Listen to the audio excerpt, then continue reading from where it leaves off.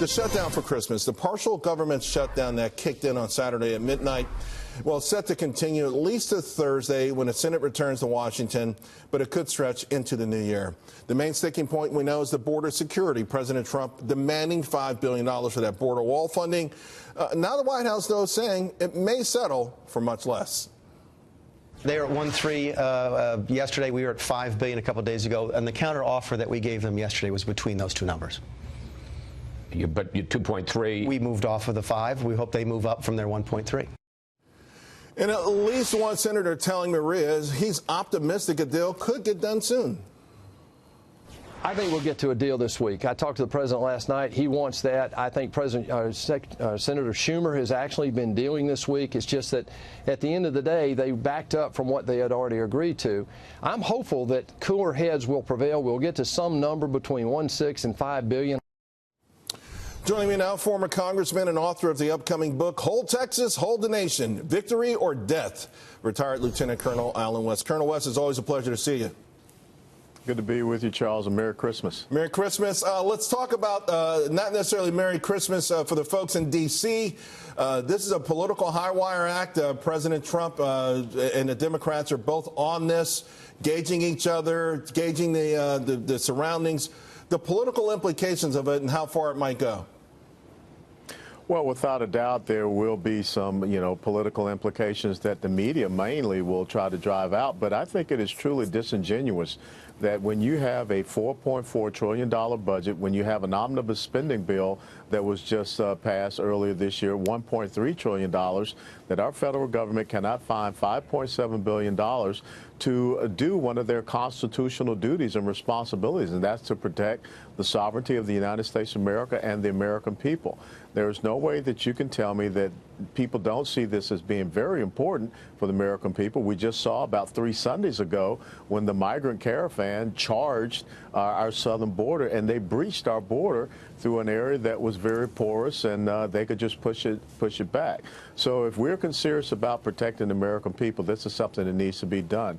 And all of this hoopla about a government shutdown, let's be very honest, this is a temporary reduction of non-essential personnel, and once everything is settled, they will be paid back.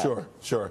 And to your point, I think the Democrats understand that part of it. I think they put the finger in the wind and they understand, that the impression that they're against border security is a devastating idea. So they've tried to change the narrative and suggesting, well, maybe drones can do what a wall will do, or they keep referring to experts. I'm not sure who those experts are, saying that walls don't work. I mean, historically, they've worked throughout the history of mankind. So they seem to want to have it both ways, and that's their position right now. Yes, but talk to the Israelis who put up a wall after those the first and second Intifada attacks, and look what happened to the reduction of terrorism. It's very interesting that the party that talks about abolishing our Immigration and Customs Enforcement Agency, the party that supports sanctuary cities and sanctuary states, will all of a sudden say that they care about border security. Border security cannot just be done by drones. I've taken a motorcycle ride down through the Big Bend sector along the border here in Texas. And there has to be some places where you can put an obstacle up so that you can channel people into the areas where you could use these additional resources. But right now we have several different corridors that drug cartels and others use to infiltrate and come into the United States of America, and there is nothing that thwarts those efforts. So, Colonel, I'm really curious to see, who do you think has more of an incentive to get something done quickly? Because, in January, we're going to have a switching of the House, which means it's going to be harder to get things passed. And really, no Republicans seem to want a compromise here. At least the support is the Republican voters saying, don't you dare flinch right now. You can see it with a lot of his base saying, you must go forward with this. Democrats are saying you absolutely cannot do the wall. So who do you think is going to bite the bullet and say, let's be the bigger person and get a deal done for America?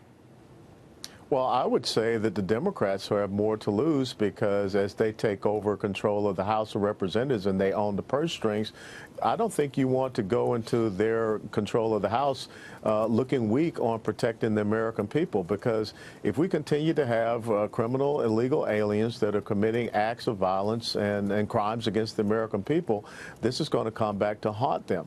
The Republicans need to stand fast, because it's been 2 years that they have had the House, the Senate, and the White House, and they have not done anything. So at least they can go out somewhat seeming like they're fighting.